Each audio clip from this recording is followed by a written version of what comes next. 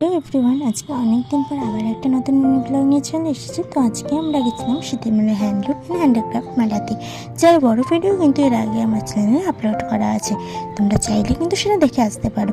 কিন্তু মেলায় ঢুকলেই আমার প্রথমেই চোখ যায় ইয়াররিংসের দিকে।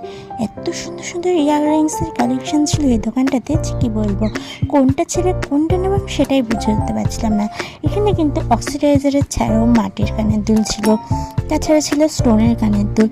এছাড়াও মেয়েদের যে বিভিন্ন ধরনের জুয়েলারি আইটেমগুলো, যেমন কাপড়ের হার, কানের দুল, চুড়ি, সমস্ত কিছু কিন্তু এই দোকানে পাওয়া যাচ্ছিল। এরপর চলো দেখাই তোমাদের এই কুর্তির কালেকশনের দোকানটা। এখানে কিন্তু শুধু কুর্তি নয়, টু পিস, থ্রি পিস এবং শাড়িও কিন্তু পাওয়া যাচ্ছিল।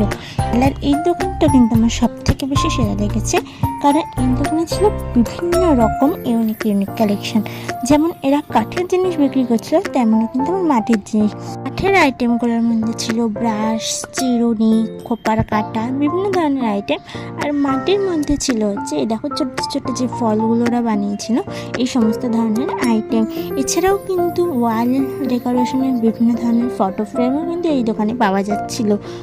এই দোকানগুলো ছাড়াও আরও অনেক দোকান ছিল মেলায়, সবগুলো তোমাদেরকে দেখালাম না। দেখতে হলে কিন্তু অবশ্যই তোমাদের এই মেলায় আসতে হবে। তো এই মেলায় এসে আর কিছু খাবো না তাই কখনো হয়, তাই পাপড়ি চাট খেয়ে এখন বাড়ি যাওয়ার পালা। চলো আবার দেখা হবে পরবর্তী ভিডিওতে, ততক্ষণের জন্য টাটা।